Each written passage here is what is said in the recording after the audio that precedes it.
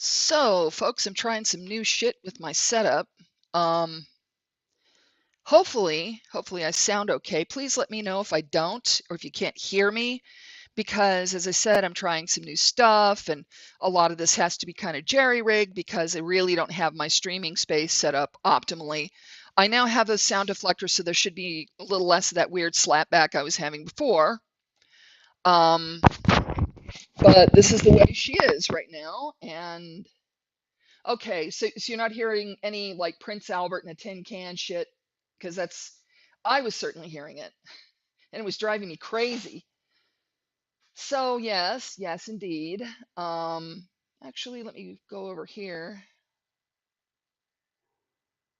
Dude, I said do what I say.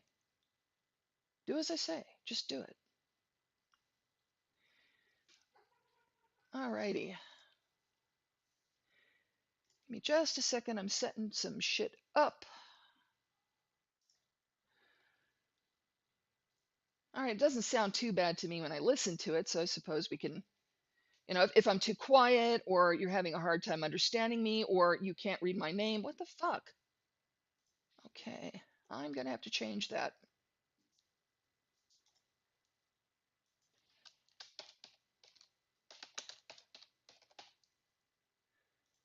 All right. God, that's boring. Um, Alrighty. So I had another appointment at the cancer center today. It's pre-op appointment, cardiology, and that sucked because I had to have a chemical stress test. The ticker is doing just fine, but I'll tell you what, chemical stress tests make you feel exactly like shit for hours. But you got to do what you got to do. I'm still kind of shaky. I mean, I didn't even make it home. I had to stop and eat something before I could even make it. But that's neither here nor there. Things are proceeding as they should when you're going to have a major surgery.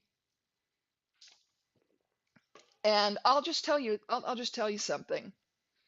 Eventually, you're going to start seeing links to my Rumble in my description. My suggestion is if you are easily grossed out or seeing like surgical incision marks or jars of human tissue will bother you, maybe skip the Rumble because that's what's going to be on there. Why am I doing it that way? I'm doing it that way because, first of all, it's for me. I want to, because I want to take that shit that's in the jar when they finally give it to me and I want to put it on my shelf and I want to walk past it every morning and go, fuck cancer. And another thing that's going to be there, um, yeah, I couldn't get video of the procedure because apparently there are laws involved somehow, or policies. God, don't we all hate the word policy? It's policy. There are policies that prevent somebody from taping a a, a surgery like that one. But that's also for me because it's like, check me out. I survived. I lived. I fought and I won. So this is for me. The nice side effect is, yeah, Skitter says red tape is awful, and he is absolutely right. It sucks. And I've had a lot of it because we've had the VA like not sending stuff over right, and we've had the hospital that I'm working with, and no, you don't get to know which one it is. That's also not, sending things back and forth. It's just, and nobody can just call somebody and say, hey, can you do the thing? No, you have to have 6 steps between the doing of the thing and getting the results you want, which is a little bit angrifying. A little portmanteau there for you. But that's okay. It is all part of the process of getting myself to, the point where I can get this done and the point where I can just walk away from the C word and live my life. It's going to be a long life because neither my surgeon nor myself think this is the worst case scenario. Far from it. It was seen early. So, yeah. So, not only will there be me surviving, there will also be proof of how I did it.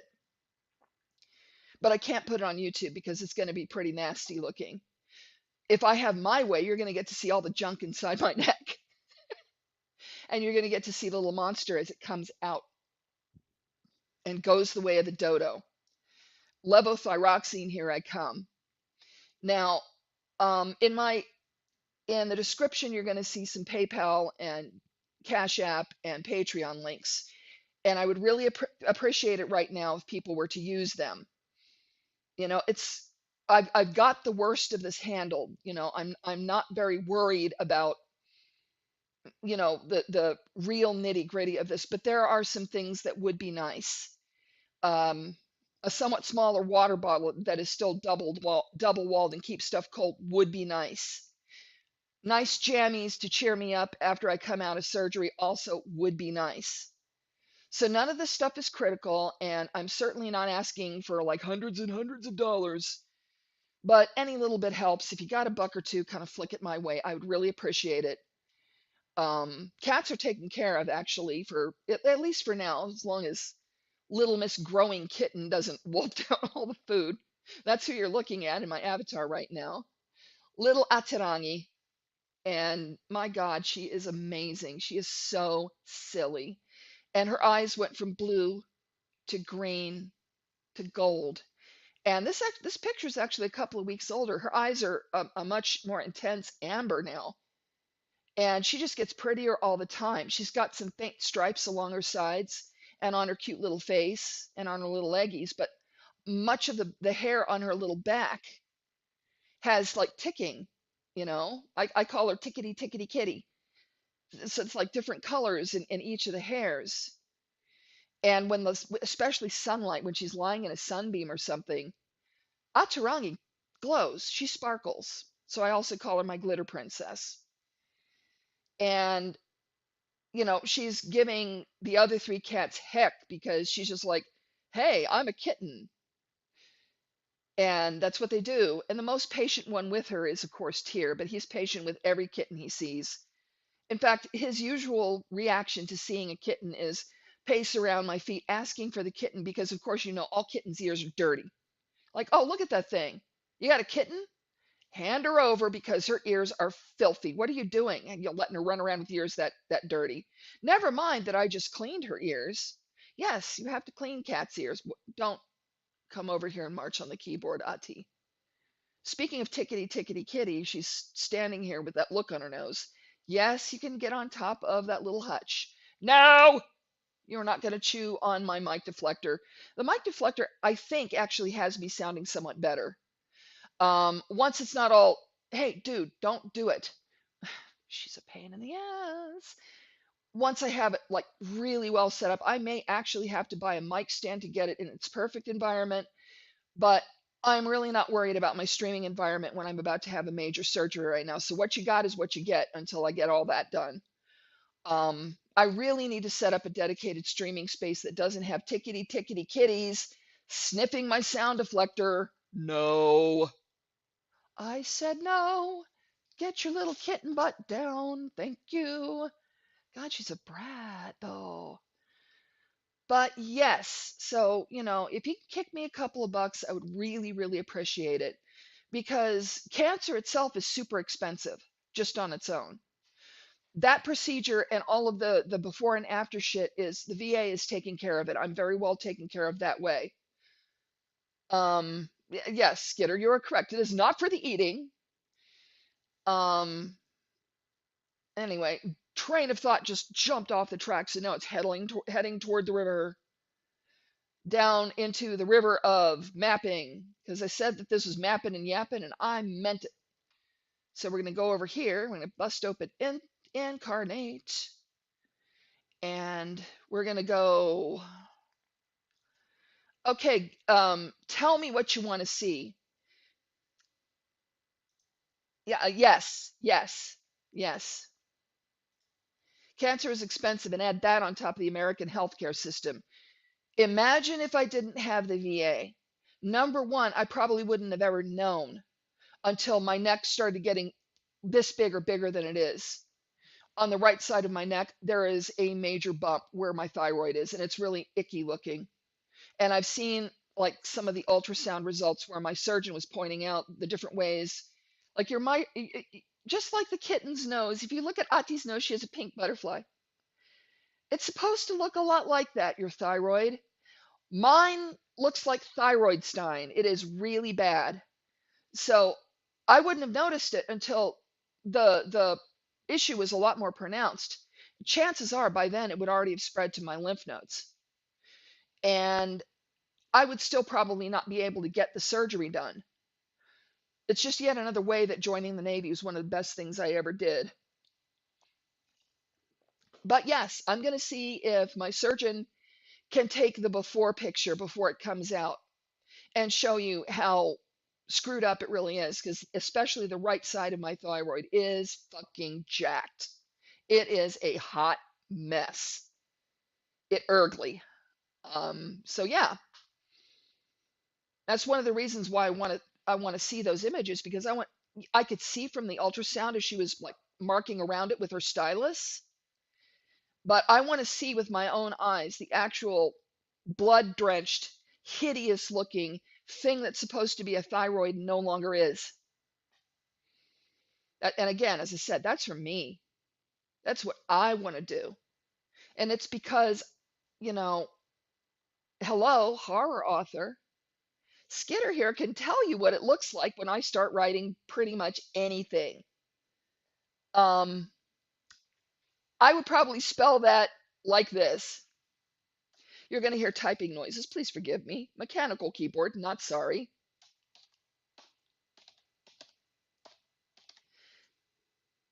That,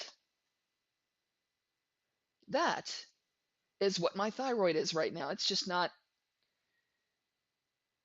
you know, I've said this before. I've got nodules and connective tissue, and that's about it. There is pretty much almost no.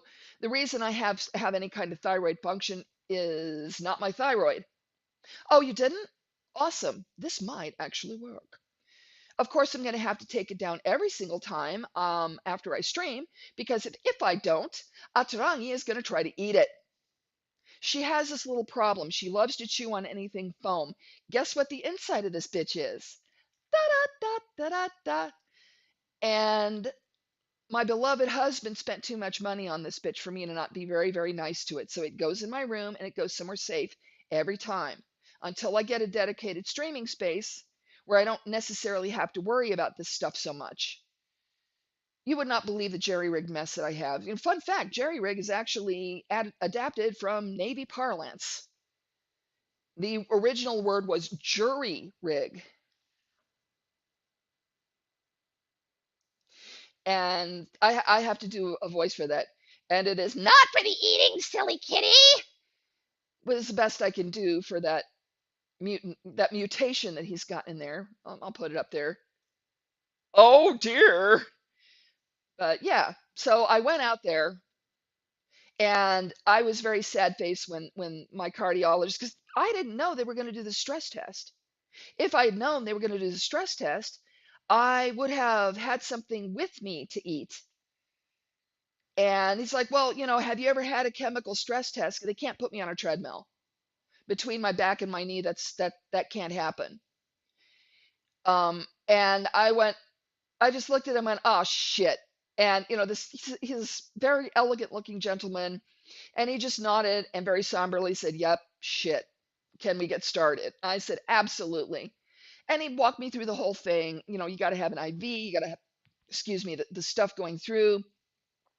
It jacked your heart rate up really, really high.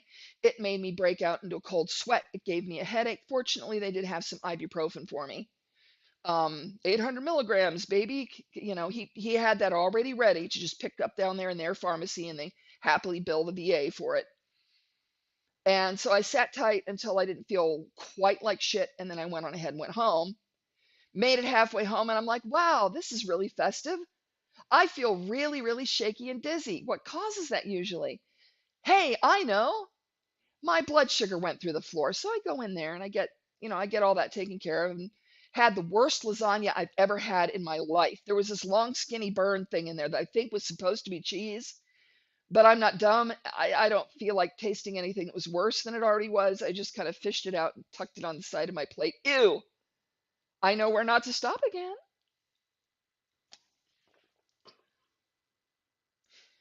And Skitter says, I cannot have ibuprofen because otherwise my skin might liquefy and melt off because genetics. Yeah, some people don't do well on it. Fortunately, I'm okay on stuff like that. I just have to remember not to take my nightly dose of diclofenac because I don't want the two of them collide with each other, which sucks because I only have a couple of these things. And I kind of want to hang on to the 800 milligram ibuprofen because what if I wind up in some kind of massive pain before the surgery? I can't use cannabis right now, not until I talk to my anesthesiologist. For all I know, they would tell me to cut it off, and I have no intention whatsoever of using cannabis for pain, delaying the surgery by even a day. And I've told everybody that that's the case. In fact, I went off of it around the time of my last appointment, and my arm and my knee are fucking killing me, but that's okay. I like to be alive. So it's kind of a cost benefit analysis, if you know what I mean. Anyway, let's see some ones if you want to see me start a brand new map. And let's see some twos if you would rather see me complete the mystery that is Drake Island as I talk to you. Let me know what you think. In fact, let me go on ahead and show you what I've got for Drake Island. Edit to mappa. Alrighty. All right, let's go on ahead over here and share this map. And we go over here. What the fuck? Okay. There we go. It did a thing. It did a thing I didn't like. But that, my very dears, is why do I have a red dot? It better be working. I will be mad. You can still hear me, I hope. But that actually is that right there is Drake Island. And I've got this kind of watercolor map going on. And I know I don't have any idea what the hell I'm doing with this. I just know that it came out looking kind of like a dragon right here, and I decided that I was going to play up on that. So, do you want me to work on this map as watercolory and strange as it is, or would you rather see me start a brand ass new map again? Let me know. I'm going to be peeking back and forth until I know. Let's go back over here, take a look. Awesome. But yeah, all right, because it was acting like it wasn't connecting or some dumb bullshit, irritatingly. But yeah, let me know, because if you don't tell me what the fuck to do, I'm gonna back out of Drake Island because I think I'm gonna have to focus on that one a lot instead of focusing on you guys. Um, all kinds of eldritch horrors, actually. It is going to be, not a place that you want to be. And that's one of the reasons why I chose this particular effect on this map. Um, I don't know where it's going to get used though. A lot of these things, I don't know where they're going to get used. But since nobody's weighed in, what I'm going to do actually is, oh, look at me. I have elves suck in here. That's where Drake Island initially came from. And I just zoomed in to take this. But I think what I'm going to do, I don't really care for top down as much as I do this guy. So I'm choosing the style and I'm going,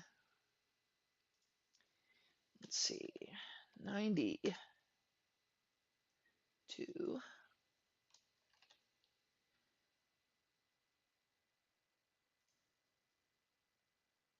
Let's go with 3K. I don't have 4K, so I'm not going to do it in 4K. So there, Neener. All right, let's create us a map. Oh, come on, give me a break. I looked right at that and I didn't check it. Genius. Okay.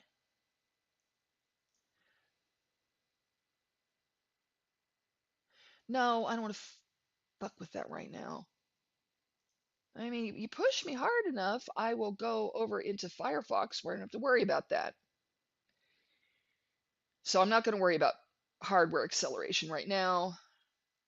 Let's go over here.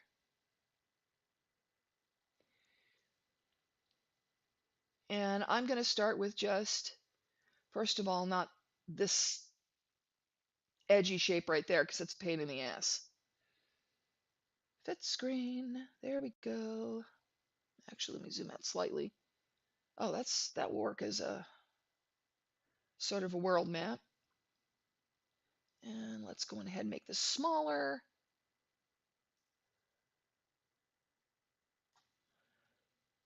And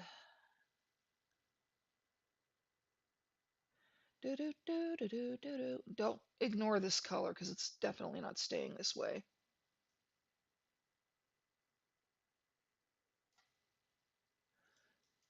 What this is eventually going to be is polar cap.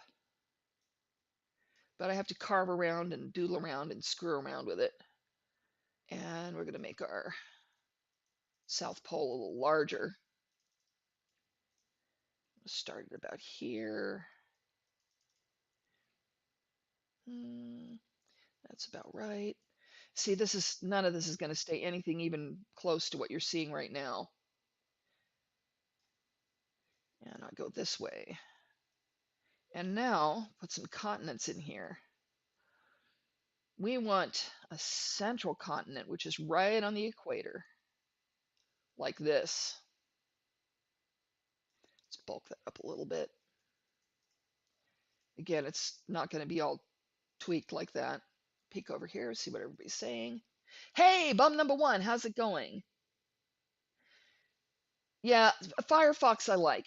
I like it better for Incarnate, but for convenience sake, I just was going, well, why don't I try it in Chrome?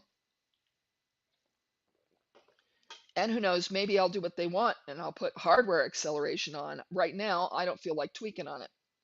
Meaner. Okay, so we got this central continent. Now, there's going to be bodies of water and shit like that, and I'm also going to carve this out differently. So, wow, that's going to be a pain in the ass, isn't it? Like half of it can arch down this way. Or better yet, we'll just use the word world generator. All right. I don't like what I have, so I'm going to just, let's see. Earth is 70% water. 71 is good enough. And what happens if I don't do that? Let's see what that looks like. I've never done. Ooh, I damn near got what I wanted. I don't like it though, because it's all, yeah, I don't like it. I go through this a lot as I generate. I wish it would generate from the center out instead of hang off the edge like it does. And I know that natural land masses, are going to wrap around the planet, but it's harder for me to work on. And to be honest, this map isn't.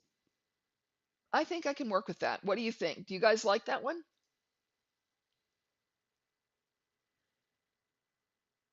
Bum number one asks an interesting question. Could there be a scenario in Peletharius where a group of elves steal orcish tech to create cyborg wizards? That's really rough to say. Maybe. That would be something that I would want to give some serious thought on. More likely, it would be because the elves and the Ashtori have that persistent alliance. It would be actually easier for the elves to attack Ashtori because they're not like so heavily gunned out and everything. Because again, the orcs are the ones with the guns. The orcs are the ones that come without warning and come down shooting. And they come in numbers, and there wouldn't be a big enough group of elves after a certain point because doing something like that would absolutely piss off the orc king. And he'd be like, this is where I come down here and squish you for doing that, bitch. Um, Skitter can tell you what the Orc King is like. Everybody is afraid of him for reasons. My orcs have a tendency to lean on logic, not so much on might. They will think their way out of stuff, because they're the ones that are the scientists. They're the ones that have, as I said, the firearms. They're the ones that have incendiaries. They call it Toralite, but they're the motherfuckers that have dynamite. So yeah, that would be probably a lot of not fun for whoever it was that did it if they tried to pick fights with the orcs. Usually the orc king is like, fuck off, go away, shut up. And he's not very interested in what goes on, as he would call it, downhill. But, you get a bee on his bonnet and look out, because not only is he probably going to come at you with just his troops, there are stuff that his like upper echelon immediate people that serve him and he himself do. This world is kind of heavy in technomancy. And yes, that is what you think it is. Supposedly impossible, but he's managed to do it. And, it causes various different effects and so on. And bum number one asks, could the elves create a magic shield that blocks bullets, but the elf archers would fire at will? Yes, but anything like that will have a finite course. You can't just leave it up permanently because it's too much of a drain. And so what they would do is wait them out. The reason why the elves and the orcs only rarely skirmish is because the orc king won't let that. He's not comfortable with the idea of just, sending like hundreds of very pissed off orcish soldiers down to raffle stomp on whatever elves it is that attack them. And because of his disinterest, they've kind of pulled away from the orcs, going, yeah, whatever. They're more pissed off at the Ashtori, because the Ashtori have this tendency called mate stealing, and elves are one of the sources that they like for that, being one of the few peoples, it's humans and elves, that they can reproduce with. And I've told the story, but I'm not sure the stream is up. So I'll tell you the story. Many, many hundreds, more thousands, more tens of thousands of years ago, I did that wrong. There was a terrible, terrible war that was started by this demon who goes by Ashgaloth the Foul. And that's a very apt name for him because that's exactly what he is. My elves are not cute little batwing things that everybody wants to screw. No, no, no, no. Or rather, my demons. They're not these cute little batwing things like, oh, kawaii. That's not how that works. No slam to anybody that likes anime, but demons, in my opinion, should be demons. They should not be something you want to be around or have anywhere around you. They are the unmakers of things. They are the destroyers. They are the polluters. They are the corruptors. They are entropy out of control. And so this major demon, Ashgaloth the Foul, looked upon the world that had been created by the Great Two, them being Janosh and Sagana. And he decided that he wanted to break that world. He decided that he wanted to unmake what his brother had made. And so he began amassing an army. And he needed lieutenants that he could trust to run that army. Because it doesn't just go king down to lieutenant somebody. No, no, that's not how that works. So he concocted this plan where he sired 10 sons on each female, 5 elves and 5 humans. And these became what were called the 100 sons. And they were supposed to be his lieutenants. They were supposed to be his generals. They were supposed to be directing this massive army while he made like Morgoth and just sat there picking his ass, letting everybody else destroy the world. However, he had a problem. His problem was his eldest son, Carunaroth the Great, the first of the true Ashtori. Carunaroth was born, and he brought all of the 100 sons to adulthood immediately. He came out of the place where they had been created, and he looked at the suns, yes, plural, 2 of them. He looked at the sun setting, and he looked at the 3 moons, and he looked at the land, and he looked at the sea, and he looked at the blooming Lithea flower, and he looked at the tall, swaying, many-trunked, banyan-like trees called Sithali. And he decided he didn't want to break the world. He decided it was too beautiful to ruin. And so he suborned all of his brothers, all 99 of his brothers. Like, our father is wrong. This is why our father is wrong. And some of them were afraid of him, and some of them wanted to follow him. And, between the group of them, they decided, okay, well, we're not going to break the world. Hello, Tyr. We're not going to destroy it. We're going to follow our great brother Karunaroth, and we're going to fight on the side of mankind and elven kind and orcish kind. In fact, the Ashtori were the ones that freed them from their slavery, because they had been also made, and they were supposed to be a lesser being. They had been also made to be the foot soldiers, just like, okay, cannon fodder. Okay, we're done with that particular battalion. They're all dead. Just make another one. A little bit of Ashtori magic coupled with the strong faith of a few of the tribal leaders. Of course, that kind of went by the wayside once this war was over, but there was an existential threat to absolutely everybody, which had caused people to draw together. So Karunaroth, with the help of all the other wise beings, went at Ashgaloth, and they destroyed him. And they drove him back into the fiery pits from whence he came. And it would be 1,000 years before he would be able to emerge again. And the story of Pelitharius is, not only do we have a civil war in the most arable land, the kingdom of Tamiris, which is the breadbasket of the whole western sides of the mountains, not only do we have you know this civil war going on, we have an impending demon attack happening. Very few people have come to understand that this is a real thing, and that this isn't just stories. This isn't just a legend. This is honestly going to happen, and people are going to die. Lots of people, if we don't get our collective shit together and band together as we did of old to fight Ashgaloth and his hordes. And where I start the game is, oh, hang on one second here.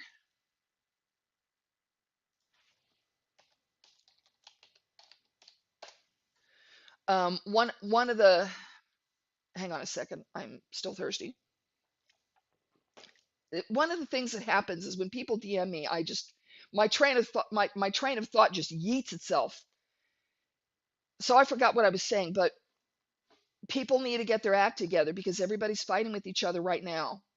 There are all kinds of internecine squabbles. There is a four-way detente that's going on, and nobody's getting along with everybody else. The east side of the mountains isn't thrilled with the west side of the mountains, partly because when Tamiris has the civil war, see, here, stop that.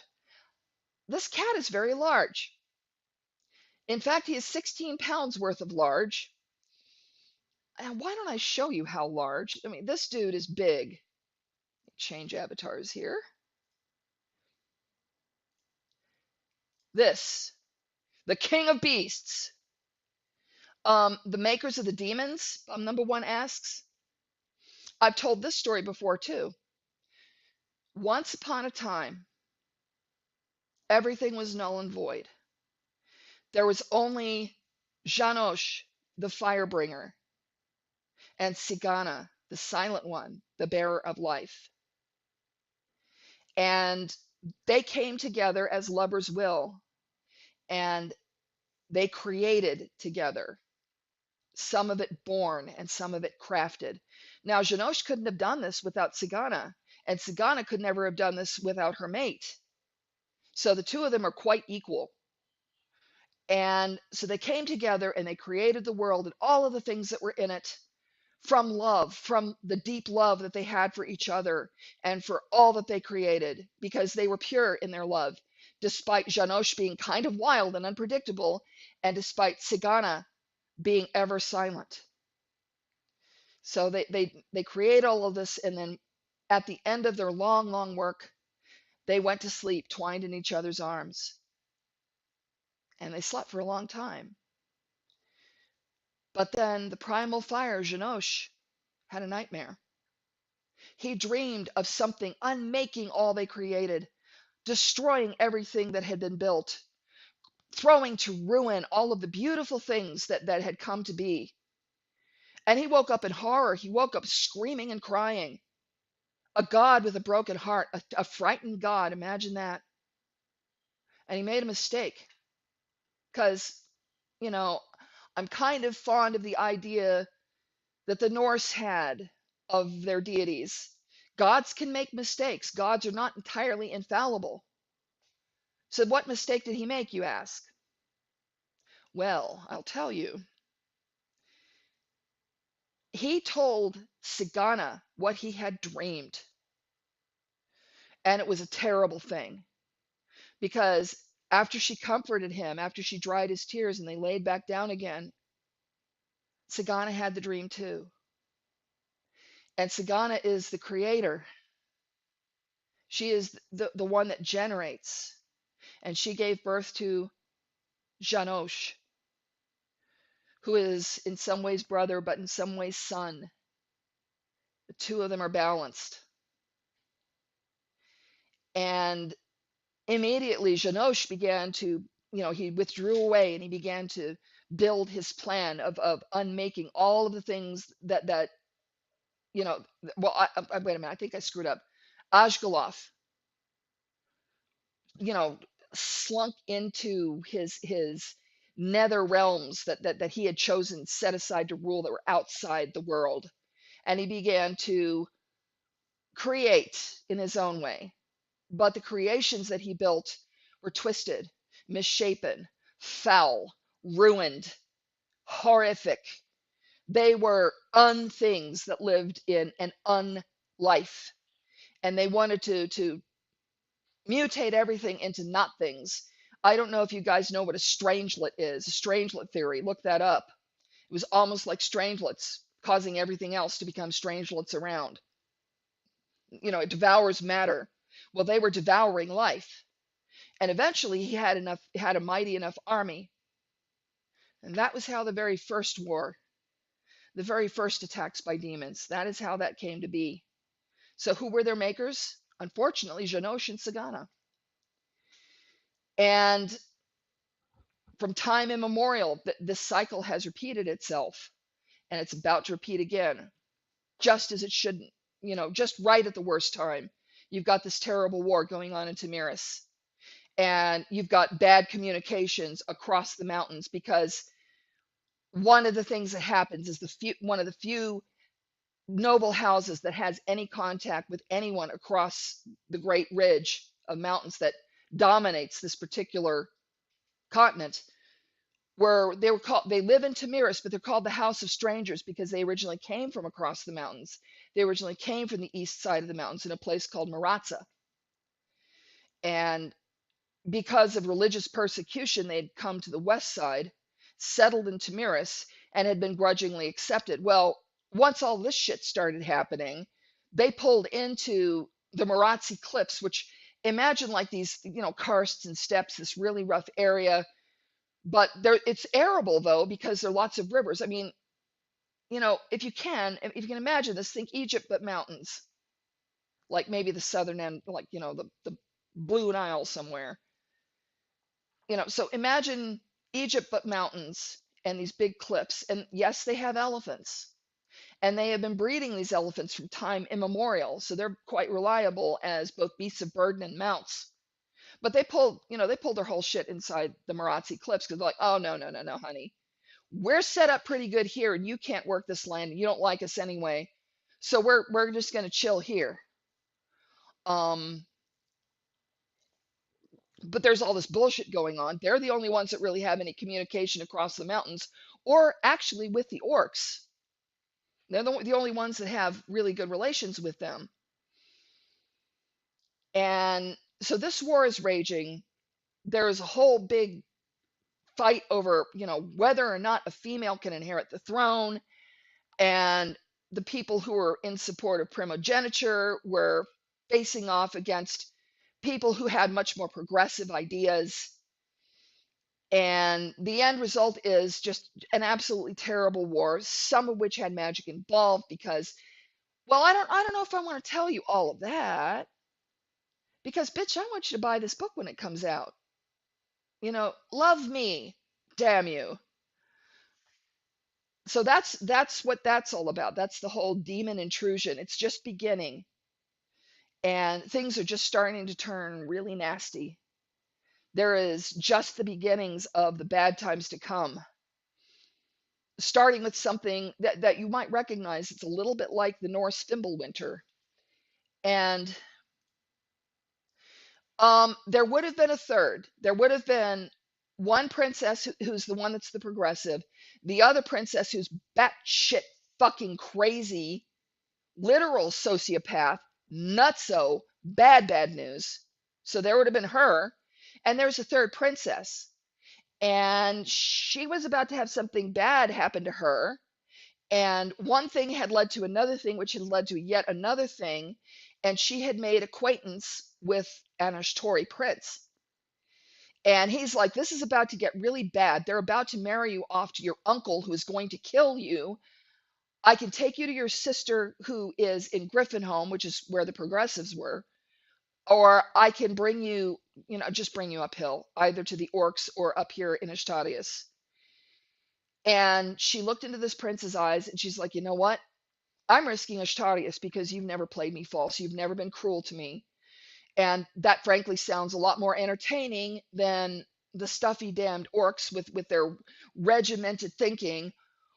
I'm sure not staying here to get, basically raped by my uncle and then thrown in a ditch somewhere, which is literally what they had planned because um, the youngest princess is the one that's batshit. She didn't want anything in between her and that throne, or rather, her husband in that throne, which they had planned to make sure that she had a male child and then kill the husband. That's not quite what happened. What happened was kind of worse.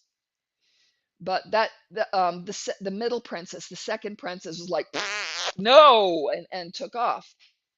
So yes, there was one other.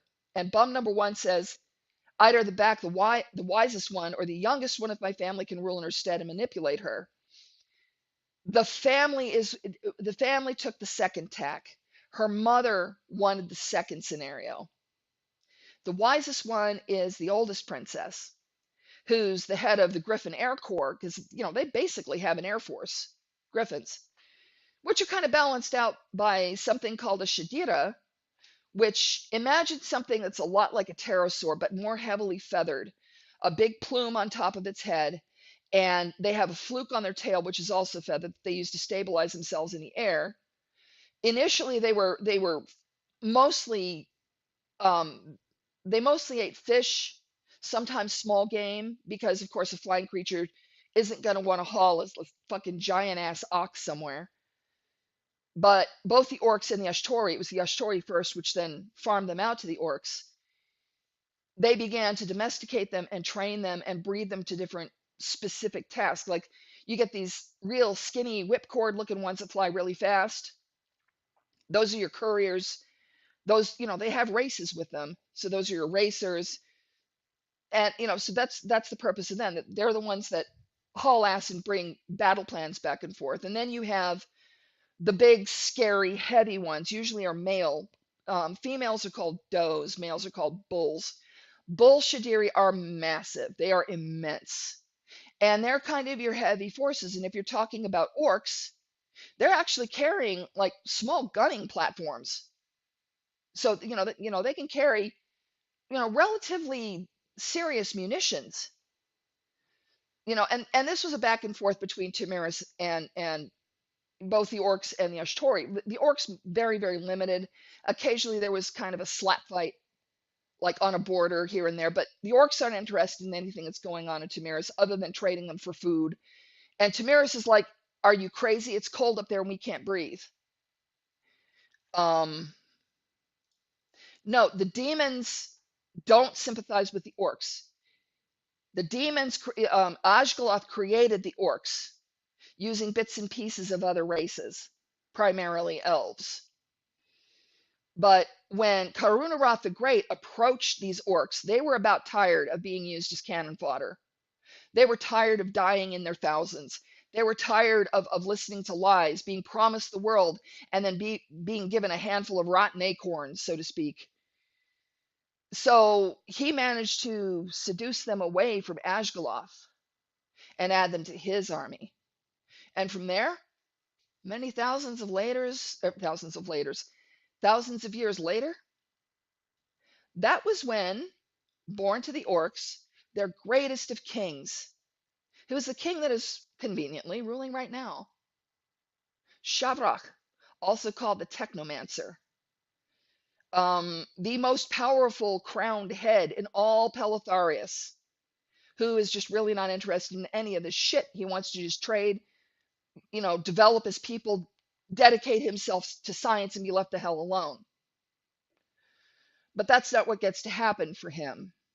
This war, first the Tamiran Civil War, and then um, the orcish lifespan, it depends on the orc. Some of them live about the same, about average to humans.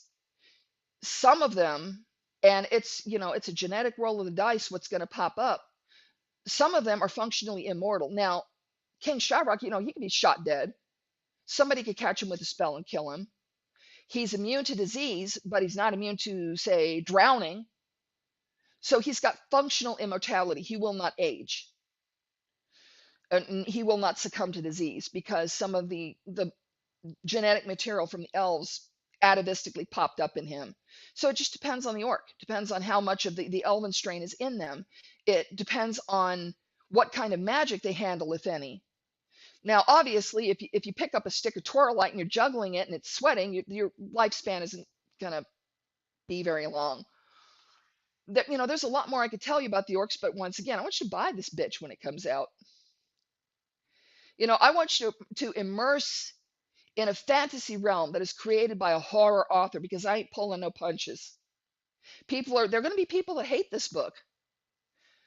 I recently had somebody put a hell of a review on my first one that was just really nasty and was just entirely out their ass.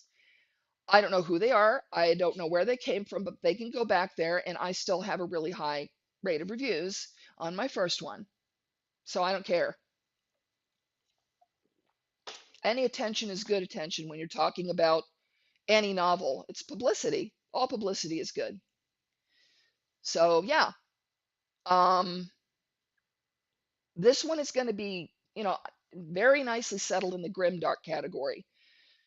It would sit on the same shelf as Game of Thrones, although I certainly don't pretend to be a George Martin. He's like fucking brilliant. There is one thing that I'm not going to do that he seems to have done. I'm not going to write myself into a goddamn corner. I think that's part of why it's been so long from the last one, the Dance of Dragons, to now. Wait, was it Dance of Dragons? I can't even remember the name of the last book. To now, when we're dealing with this whole thing with the Winds of Winter taking forever.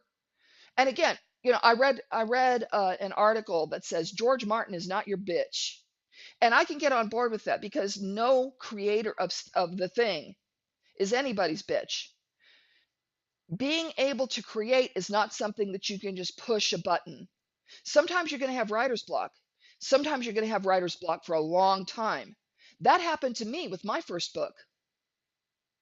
It took me a really long time to write it because there was a span of time, like pretty much the whole time I was in another city, where I was depressed. I wasn't dealing with things particularly well, and I was writing at glacial speed. Now that I'm on the right medication, and now that I'm in a situation where I am emotionally doing much better, I'm finding myself much more able to create things, to do the things. I mean, shit, when I was in the other city, I was even having a hard time role playing, and that's saying something. It was really rough. But yeah, so that's about the orcish lifespan. And we only got 10 minutes. George Martin is not a bitch, but don't announce something to be released in 2021 and become radio silent. I know. But he had a shitty choice and also a shitty choice. The first shitty choice, well, actually, there are three shitty choices. The first shitty choice is come back live and say, it's going to be out at this much later date again, or it could be silent, or it could be to do what Gene Owl, remember Clan of the Cave Bear and the subsequent books? Or he could have done like Gene Owl and the last book just be a fucking train wreck. Blah. I would rather wait. I would rather George do George, frankly. And hopefully he's got something, some kind of codicil in his will saying, okay, well, if I can't finish it, this person finishes it. Definitely he's not anybody's bitch.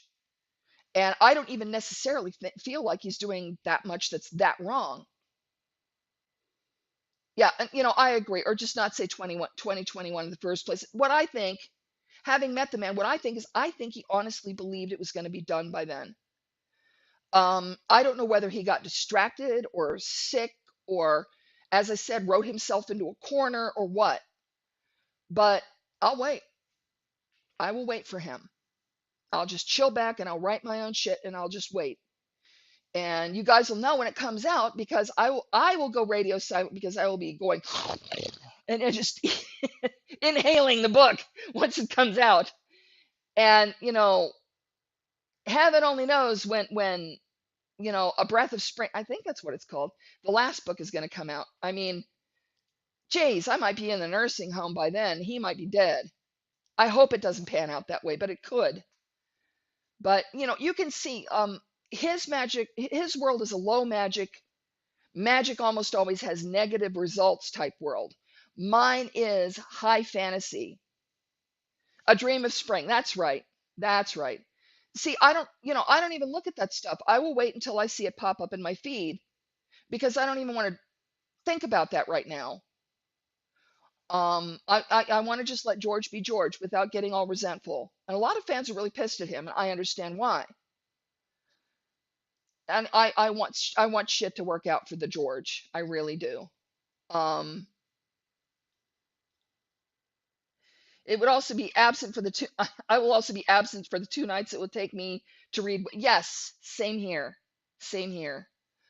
Um, I'm going to curl up in my room with all four of my cats, some cheese, which I will, of course, have to share with the cats, and probably a nice big bottle of soda or fruit juice or whatever it is that I happen to be drinking at that point. Can't really drink fruit juice right now. I'm still having to be pretty strict on keto. Because I don't want my blood pressure to start doing weird shit right before a surgery. That would be bad. It's the weirdest thing. Every time I go off keto, my blood pressure spikes up. And I start to feel like my blood sugar is doing weird shit too. So I think unless my thyroid does something metabolically to make this not a good idea, I'm pretty sure I'm on keto for the rest of my life. It's the only way I can stay healthy. But yeah, so I'll be curled up in my room, hugging whichever cat is not squirming around and biting me on the toe. Ati, I'm looking at you. And just enjoying me a book. And sometimes I do that. Other projects I have are, there is going to be, I'm going to take the short stories I have through this one outlet that I have for them, and I'm going to put them together in an omnibus, and I'm going to release that. Um,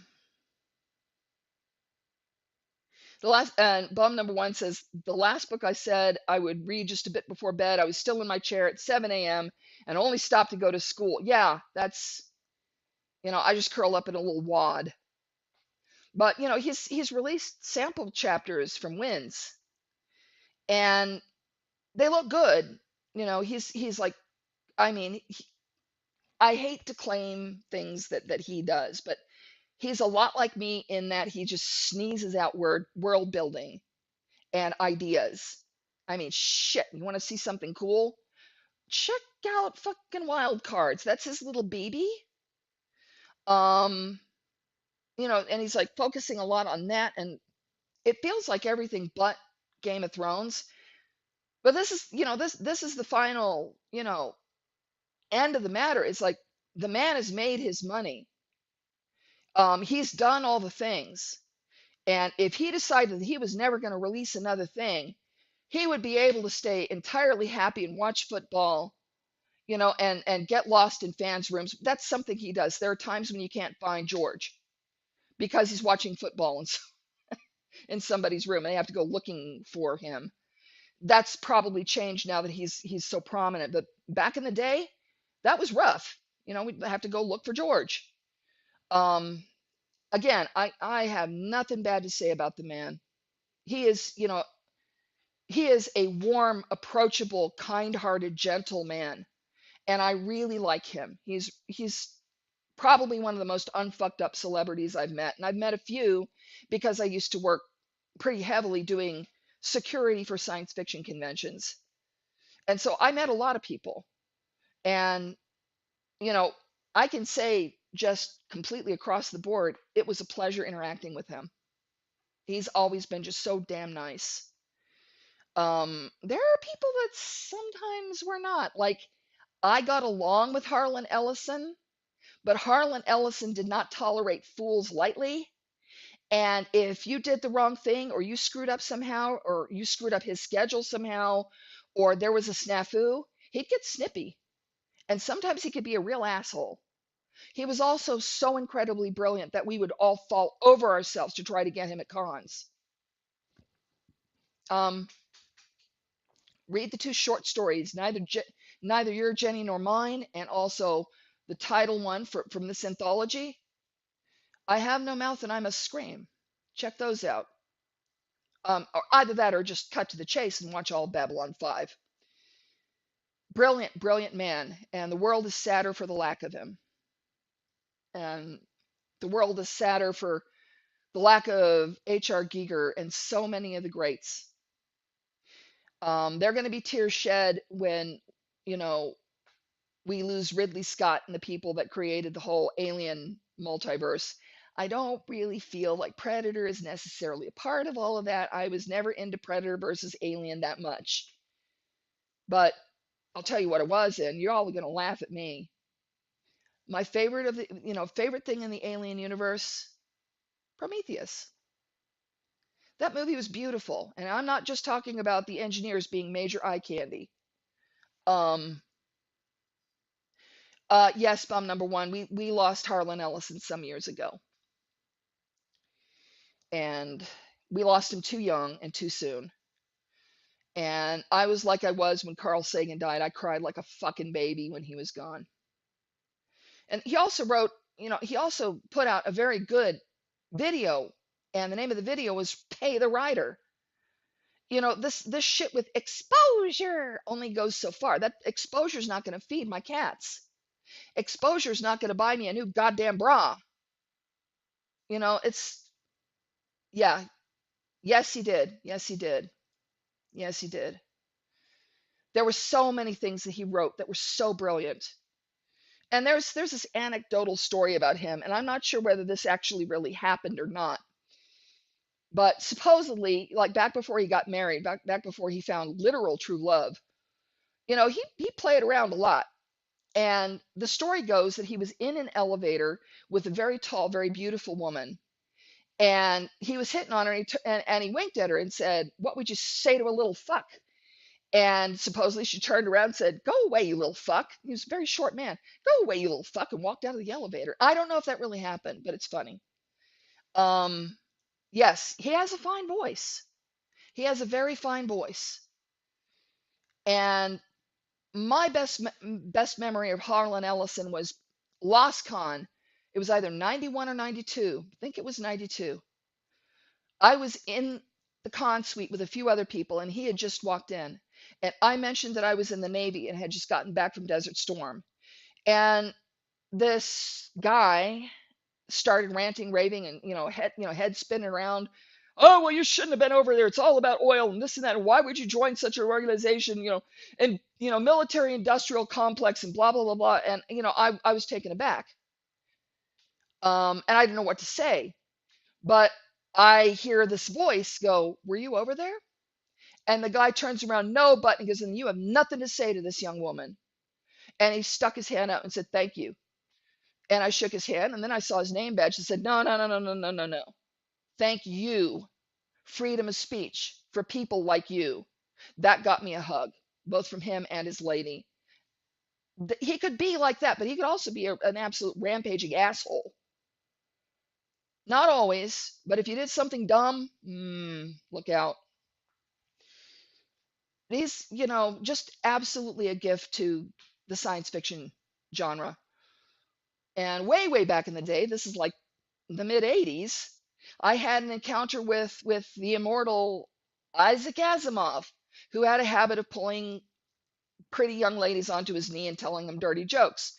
I got my dirty jokes, asked him if I could pet his sideburns, and he agreed, and I petted his sideburns, and off I went. Nowadays, know what they would call that?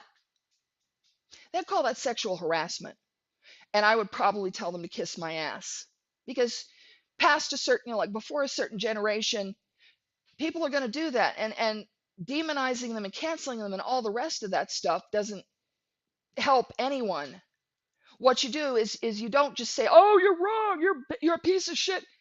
You tell them, you say, "Listen, I know that that was then, but this is now, and this is what's going on now, and maybe you shouldn't do the thing because it can get you into like serious trouble if somebody takes offense to it."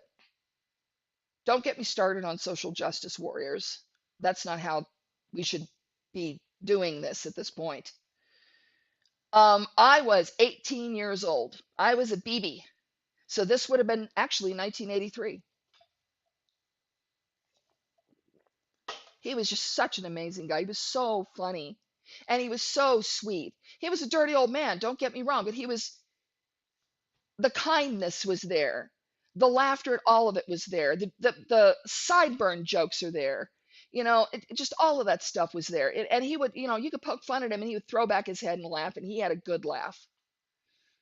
So, double salute to Isaac Asimov and to Harlan Ellison and all of those greats that have gone before. And here's hoping that I can live up to just a fragment of what you guys did and do for all of us. You gave us cool shit to read and you gave us cool ways to think. The only way is forward. The only way is forward. And I'm going forward. In fact, I'm going forward off of this because one thing, I am extremely tired, stupid stress test. And I also got a bunch of shit I got to do. And then I'm going to take my little baby kitty and I'm going to go to sleep. She still sleeps in the room with me because I can't sleep without her. I don't know what's wrong with me. I just lie there and I'm like, I want my kitten. There's a weird bond going on there, and she's amazing and I love her. Anyway, as we would say in the Navy, fair winds and following seas. Love all of you guys.